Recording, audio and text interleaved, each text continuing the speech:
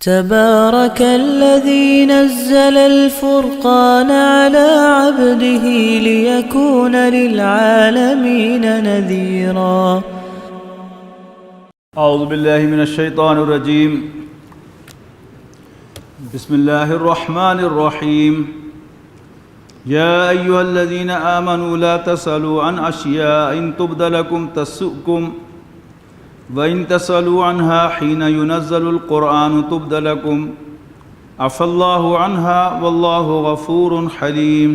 یا ایھا الذین آمنوا لا تسألوا عن اشیاء ان تبد لکم تسؤکم. اے ایمان والو، مت پوچھو ایسی باتیں کہ اگر ظاہر کر دی جائیں، کلیریفائی کر دی جائیں تو تمہیں بری لگیں. وَإِن تَسْأَلُوا عَنْهَا حِينَ يُنَزَّلُ الْقُرْآنُ، اور جب تم پوچھو گے جب یہ قرآن مجید نازل ہو رہا ہے، تبد لکم، تو تم پر واضح کر دی جائیں گی. عفا اللہ عنہا، اللہ تعالیٰ ان سے درگزر فرما رہا ہے. واللہ غفور حلیم، اور اللہ تعالیٰ بخشنے والا بردبار ہے. ایک شخص نبی اکرم صلی اللہ علیہ وسلم کے پاس آیا اور اس نے کہا کہ جی میں نے ایک دفعہ حج کر لیا ہے، کیا میں دوبارہ بھی حج کروں؟ آپ نے خاموشی اختیار فرمائی، منہ دوسری طرف کر لیا. پھر آیا ادھر سے کہ جی میں نے ایک دفعہ حج کر لیا ہے، کیا میں پھر بھی حج کروں؟ آپ نے پھر خاموشی اختیار فرمائی. آخر کار آپ نے سختی سے اسے کہا کہ اگر میں ہاں کہہ دوں تو یہ قیامت تک کے لیے دوبارہ فرض ہو جائے گا، اگر نہ کہہ دوں تو ایک دین کا کام جو ہے میں تمہیں امت کو اس سے روک دوں گا. دیکھ جو رہے ہو کہ میں اس کا جواب نہیں دینا چاہتا، تو مجھ سے ضرور کیوں جواب دینا چاہتا. یہ اس کی بات جو ہے وہ یہاں پر کہی جا رہی ہے کہ وہ باتیں کہ جو اللہ تعالیٰ نے، اس کو حدیث میں یوں کہا گیا ہے کہ حلال بھی واضح ہے، حرام بھی واضح ہے، اور کچھ چیزیں وہ ہیں کہ جن کے بارے میں اللہ تعالیٰ نے سکوت اختیار کیا ہے، من غیر نسیان، بھول کر نہیں، یعنی اللہ تعالیٰ نے حکمتاً اس میں سکوت اختیار کیا ہے، خاموشی اختیار کی ہے. اس میں ہمارا فائدہ، ہمارا بھلا ہے، تو بات وہیں پر نہیں دینی چاہیے. خاص طور پر جب رسول اللہ صلی اللہ علیہ وسلم موجود تھے، قرآن مجید نازل ہو رہا تھا، اس وقت تو اس کی ممانعت جو تھی وہ بہت زیادہ تھی، جس کی حکمت بھی یہاں بیان ہو رہی ہے. قد سألها قوم من قبلکم ثم اصبحوا بها کافرین. البتہ پوچھی تھی ایسی ہی باتیں تم سے پہلے کچھ لوگوں نے، اور پھر وہ ان باتوں سے انکار کرنے لگے جب یہ حکم آ گئے. ما جعل اللہ من بحیرۃ ولا صائبۃ ولا حصیلۃ ولا حام ولکن الذین کفروا یفترون علی اللہ الکذب. نہیں قرار دیا اللہ نے کوئی بحیرہ، کوئی صائبہ، نہ وسیلہ، نہ حام، لیکن وہ لوگ جو کافر ہیں وہ بہتان باندھتے ہیں اللہ پر. واکثرهم لا یعقلون، اور ان کی اکثریت جو ہے وہ سمجھ نہیں رکھتی. یعنی یہ فرضی چیزیں بنا لینا، ان کا تقدس جو ہے بنا لینا کہ یہ اونٹ جو ہے جس کا پوتا جو ہے وہ بھی سواری کے قابل ہو جائے، اب وہ مقدس ہے، اس اونٹنی کا دودھ نہیں پیا جا سکتا، یا اس طرح کی چیزیں. یہ سارے نام جو تھے وہ اسی طرح کے یعنی فرضی من گھڑت چیزیں کہ جن کو دین میں ایک مقام دے دیا گیا تھا، ان کی کوئی اصل نہیں تھی، اس کا کوئی ثبوت جو ہے وہ تورات و انجیل میں نہیں تھا، لیکن بہرحال وہ اس پر عمل پیرا تھے، تو اس سب کی نفی کی گئی ہے. وَإِذَا قِيلَ لَهُمْ تَعَالَوْا إِلَىٰ مَا أَنزَلَ اللَّهُ، جب ان سے کہا جاتا ہے آؤ اس چیز کی طرف جو اللہ نے نازل فرمائی ہے، وَإِلَى الرَّسُولِ، اور رسول کی طرف، قالوا کہتے ہیں حسبنا ما وجدنا علیہ آباءنا، ہمارے لیے وہی کافی ہے جس پر ہم نے اپنے آباء و اجداد کو پایا ہے، یعنی ٹریڈیشن. اولو کان آباؤہم لا یعلمون شیئا ولا یہتدون، خواہ ان کے آباء و اجداد نہ کچھ جانتے ہوں اور نہ ہی ہدایت یافتہ ہوں. یا ایھا الذین آمنوا علیکم انفسکم، اے ایمان والو تم پر اصل ذمہ داری تمہاری اپنی ہے. لا یضرکم من ضل اذا اہتدیتم، اگر تم ہدایت پر ہو تو کوئی بھی جو گمراہ ہو تمہارا کچھ نہیں بگاڑ سکتا. الی اللہ مرجعکم جمیعا، تم سب کا اللہ تعالیٰ ہی کے حضور لوٹنا ہے. فینبئکم بما کنتم تعملون، پھر وہ تمہیں جتلائے گا تم کیا کچھ کرتے رہے ہو. یا ایھا الذین آمنوا شہادۃ بینکم اذا حضر احدکم الموت حین الوصیۃ اثنان ذوی عدل منکم او آخران من غیرکم ان انتم ضربتم فی الارض فاصابتکم مصیبۃ الموت. یعنی اگر تم سفر میں ہو اور تمہیں موت آ جائے، موت کے آثار ظاہر ہونے شروع ہو جائیں، موت کا وقت آ جائے، تو پھر تم اپنے میں سے 2 گواہ مقرر کرو، اور اگر اپنے نہ ملیں تو پھر غیروں میں سے کر لو. یعنی کوئی یہودی، عیسائی، ہندو بھی گواہ بن سکتا ہے، اس لیے کہ وہ ایک ایمرجنسی کیفیت ہے، اس کے علاوہ کوئی چارہ کار نہیں ہے۔ تحبسونہا من بعد الصلاۃ، تم انہیں نماز کے بعد روک لو، فیقسمانی باللہ، اللہ کی قسم کھائیں، ان ارتبتم، اگر تمہیں کوئی شک پڑے، قسم کیا کھائے، نا نشتری بھی ثمناً، کہ ہم اس گواہی کے بدلے کوئی مالی فائدہ حاصل نہیں کریں گے، ولو کانا ذا قربا، اگرچہ وہ کوئی قرابت دار ہی کیوں نہ ہو، ولا نکتم شہادت اللہ، اور اللہ کی گواہی کو نہیں چھپائیں گے، انا اذا لمن الآثمین، اگر ہم ایسا کریں تو ہم گناہ گار ٹھہریں۔ فإن أُصِرَ علی انہما استحقا، پھر اگر پتہ چلے اس بات کا کہ وہ دونوں مبتلا ہو گئے ہیں اسمن کسی گناہ میں، فآخران یقومان مقامہما، تو پھر دو اور آدمی جو ہیں ان کے خلاف کھڑے ہوں گواہی دینے کے لیے، اور من الذین استحق علیہم الاولیان، جن کو زیادہ، جن کی حق تلفی ہوئی ہو پہلی گواہی کی وجہ سے۔ واقعہ یہ ہوا تھا کہ ایک شخص سفر پہ تھا اور اسی طرح اسے موت کے آثار ظاہر ہوئے، تو اس کے ساتھ جو مسافر تھے اس نے ان کو اپنی سارا سامان جو تھا وہ ان کو دے دیا کہ میرے گھر پہنچا دینا، لیکن ساتھ ہی اس نے ایک لسٹ جو تھی سارے سامان کی بنا کر وہ بھی اس سامان کے اندر رکھ دی۔ اب ان کی نیت خراب ہوئی اور انہوں نے اس کو کھولا، اس میں ایک چاندی کا لوٹا تھا، یار قیمتی ایک برتن تھا، تو ان کی نیت خراب ہوئی اور وہ اس میں سے انہوں نے نکال دیا، اور یہاں آ کر حضور صلی اللہ علیہ وسلم کے سامنے قسم کھائی کہ بس یہ بالکل جو کچھ ہم دے رہے ہیں بس اتنا ہی تھا، ایسا ہی تھا، اور پورا ہم نے کوئی مالی فائدہ نہیں لیا۔ ہو گیا معاملہ۔ جب وہ گھر لے کر گئے وارث اس کے، تو انہیں سارا سامان کھولا تو اس میں سے وہ فہرست نکل آئی، تو پھر وہ رسول اللہ صلی اللہ علیہ وسلم کے پاس واپس آئے، تو کیونکہ حق ان کا مارا گیا تھا لہذا انہوں نے پھر ان کی قسم کو توڑا آ کر اور کہا کہ ہمارے پاس ثبوت ہے کہ مرنے والے نے یہ لسٹ جو تھی اس کے ہاتھ کی لکھی ہوئی موجود ہے کہ اس نے یہ لسٹ دی تھی، انہوں نے یہ چیز جو ہے اس میں سے نکال لی ہے، تو پھر پہلی قسم جو ہے بعد والی قسم نے پہلی قسم کو توڑ دیا، اور اس طرح کی سچویشن پھر بھی سچویشن پیش آ سکتی ہے کہ یہ ایک ابدی حکم جب نازل ہو گیا۔ فیقسمان باللہ لشہادتنا احق من شہادتہما وما اعتدینا، کہ ہماری گواہی پہلی گواہی سے زیادہ مضبوط ہے اور ہم کوئی زیادتی نہیں کر رہے، انا اذا لمن الظالمین، اگر ہم ایسا کریں تو ہم ظالم ٹھہریں۔ ذالک ادنی ان یاتوا بالشہادۃ، یہ طریقہ زیادہ قریب ہے اس سے کہ ادا کریں وہ گواہی کو علی وجہہا کما حقہ، او یخافوا، یا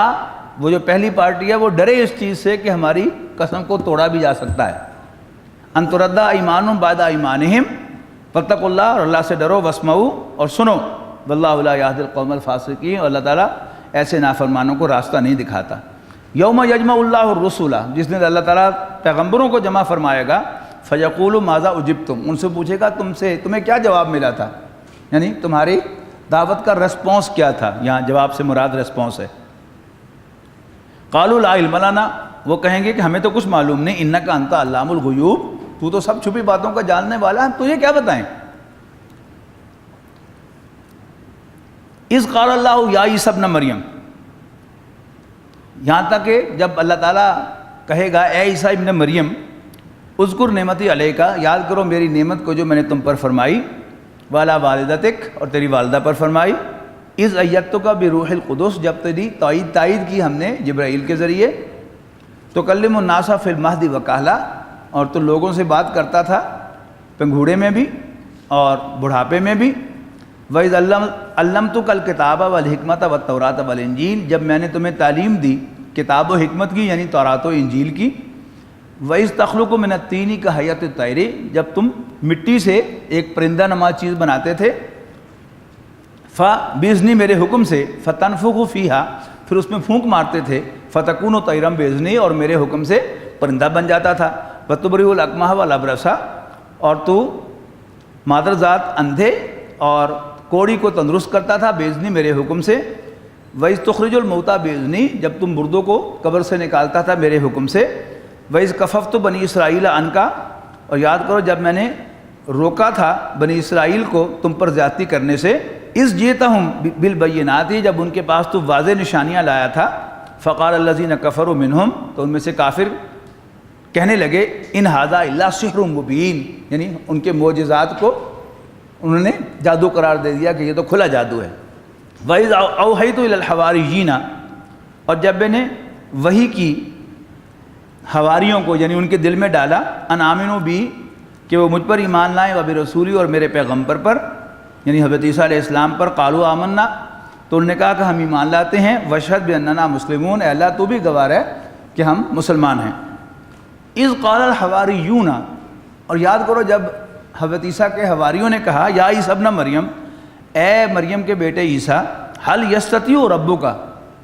ان ینزل علینا مائدۃ من السماء، کیا تیرا رب طاقت رکھتا ہے کہ وہ ہم پر آسمان سے کھانے کا ایک تھال اتار دے، دسترخوان اتار دے؟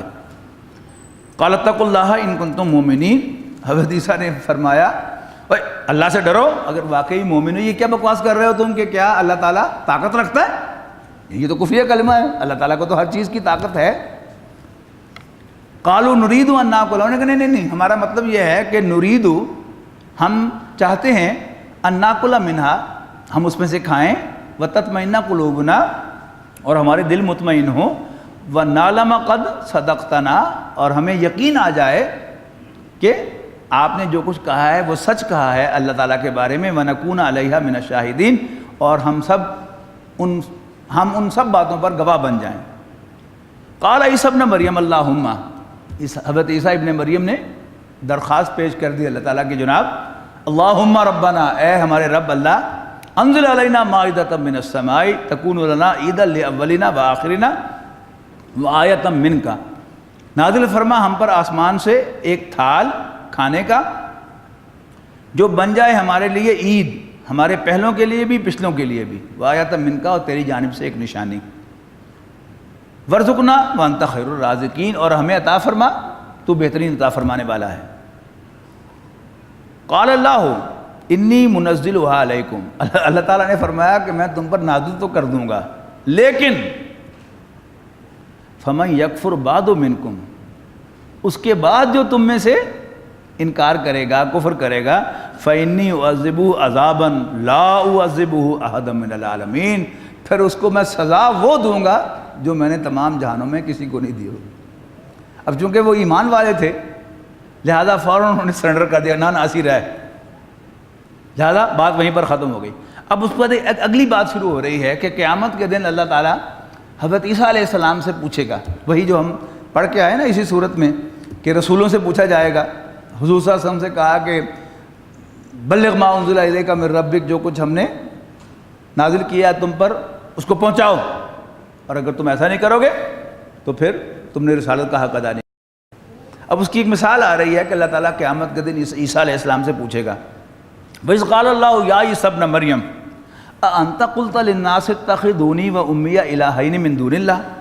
اے عیسیٰ ابن مریم کیا تو نے کہا تھا لوگوں سے کہ اللہ کو چھوڑ کر مجھے اور میری ماں کو خدا بنا لو؟ قال، حضرت عیسیٰ عرض کریں گے، سبحانک، اللہ تو پاک ہے، ما یکون لی ان اقول ما لیس لی بحق، میری کیا مجال تھی کہ میں ایسی کوئی بات کہتا جو کہنے کا مجھے حق نہیں تھا۔ ان کنت قلتہ، اور اگر میں نے ایسی کوئی بات کہی ہوتی، فقد علمتہ، تو تیرے علم میں ہوتی، تعلم ما فی نفسی، تو میرے دل میں جو ہے اس کو بھی جانتا ہے، ولا اعلم ما فی نفسک، جبکہ جو کچھ تو چھپائے ہوئے ہے وہ میرے علم میں نہیں ہے، انک انت علام الغیوب، بے شک تو چھپی باتوں کا جاننے والا ہے۔ ما قلت لہم الا ما امرتنی بہ، میں نے ان سے صرف وہی بات کہی تھی جس کا تو نے مجھے حکم دیا تھا، وہ کیا تھی؟ ان اعبدوا اللہ ربی و ربکم، بندگی کرو اللہ کی جو میرا بھی رب ہے اور تمہارا بھی، وکنت علیہم شہیدا ما دمت فیہم، اور میں ان پر گواہ تھا جب تک میں ان کے اندر موجود تھا، فلما توفیتنی، پھر جب تو نے مجھے پورا لے لیا، کنت انت الرقیب علیہم، تو پھر تو ہی ان پر نگہبان تھا، وانت علی کل شیء شہید، اور تو ہر جگہ موجود ہے اور ہر چیز پر نگران ہے، گواہ ہے۔ اس کے بعد حضرت عیسیٰ علیہ السلام اللہ تعالیٰ کی جناب میں سفارش کریں گے، یعنی اپنی امت کی سفارش کریں گے، اور پڑھنے والی سفارش ہے، ان تعذبہم فإنہم عبادک، میرے ماننے والوں نے بہت بڑا جرم کیا ہے مجھے اور میری ماں کو خدا بنا کر، لیکن اگر تو ان کو سزا دے، فَإِنَّهُمْ عِبَادُكَ، تو تیرے بندے ہیں. یعنی اس میں بھی انڈائریکٹلی کیا ہے، اللہ تعالیٰ کی رحمت کو ذرا پرووک کیا ہے کہ تیرے ہی بندے ہیں، میرے کی لگ دے. ان تُعَذِّبْهُمْ فَإِنَّهُمْ عِبَادُكَ، اگر تو ان کو سزا دے تو تیرے ہی بندے ہیں. وَإِن تَغْفِرْ لَهُمْ، اور اگر تو انہیں معاف کر دے، فَإِنَّكَ أَنْتَ الْعَزِيزُ الْحَكِيمُ، تو تجھے کوئی پوچھنے والا نہیں ہے. You are almighty all wise. یعنی جو جسے میں نے کل کہا تھا نا کہ کسی ملک کا مالک وہ کیا ہوتا ہے، بالکل با اختیار ہوتا ہے، وہ جو مرضی قانون بنائے اور جو مرضی دے جو مرضی روکے. لیکن اس کے بعد جو سب سے بڑا افسر ہوتا وہ بھی امپلائی ہے مالک کا، وہ آزاد نہیں ہوتا. اللہ تعالیٰ بادشاہوں کا بادشاہ ہے، وہ جسے چاہے بخشے، جسے چاہے سزا دے. اور اگر اتنا بڑا جرم کرنے والوں کو بھی اے اللہ تو بخش دے تو تجھے کوئی نہیں پوچھ سکتا. انک انت العزیز الحکیم، بے شک تو آل مائٹی ہے، بالا دست ہے، حکمت والا ہے. قال اللہ ھذا یوم ینفع الصادقین صدقہم، اللہ تعالیٰ فرمائے گا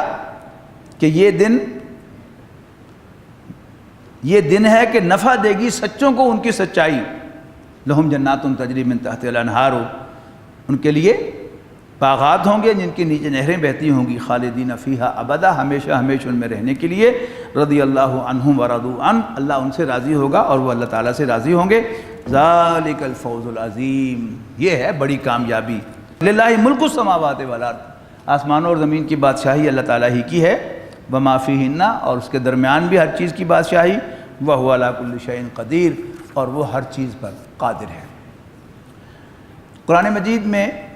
2/3 حصہ وہ ہے کہ جو مکہ مکرمہ میں نازل ہوا جیسا کہ آپ جانتے ہیں، اور 1/3 وہ ہے جو مدینہ منورہ میں نازل ہوا. لیکن قرآن مجید کی جو مصحف کی ترتیب ہے وہ ترتیب نزولی نہیں ہے. یہ جو ترتیب ہے یہ اصل ترتیب ہے قرآن مجید کی. جب قرآن مجید لوح محفوظ میں تھا تو بھی اسی شکل میں تھا، اس لیے کہ اللہ تعالیٰ کا علم جو ہے وہ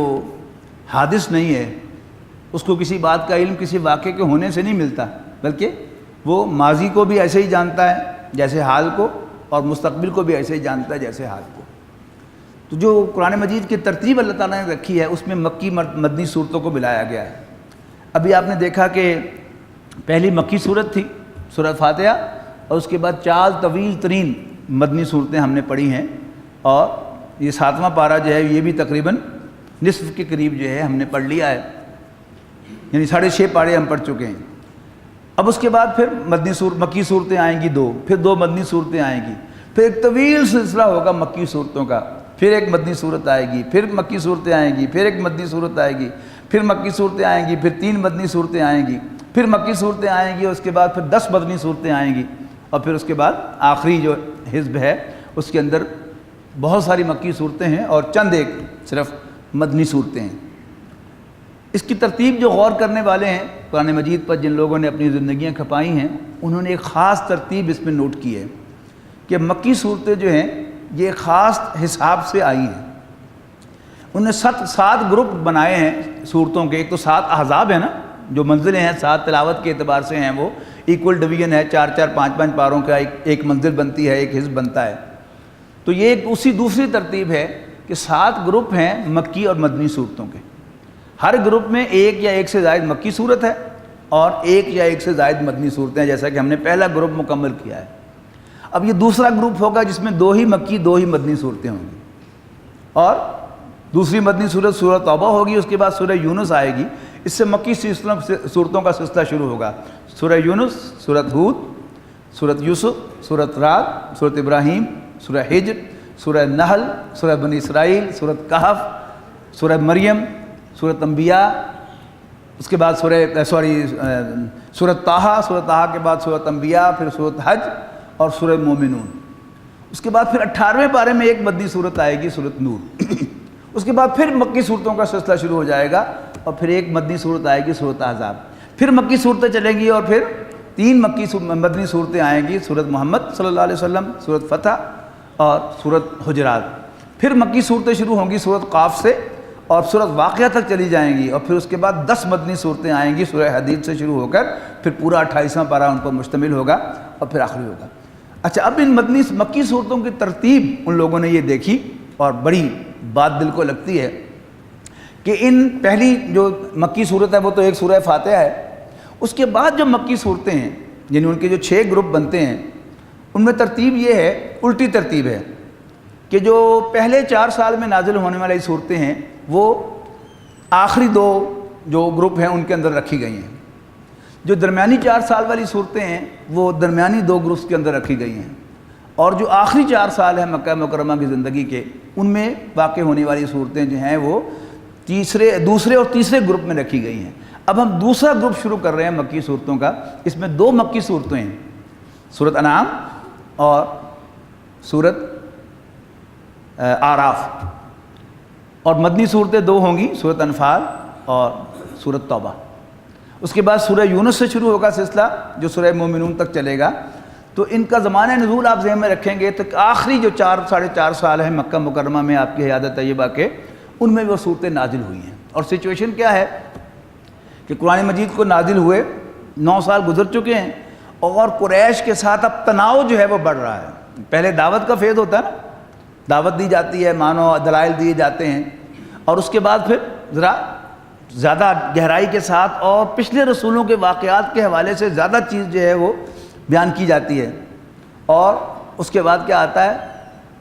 تناؤ کا دور شروع ہوتا ہے۔ تو یہ جو صورتیں ہیں ان میں آپ کو تناؤ کی کیفیت جو ہے وہ ملے گی۔ الذين آمنوا وتطمئن قلوبهم بذكر الله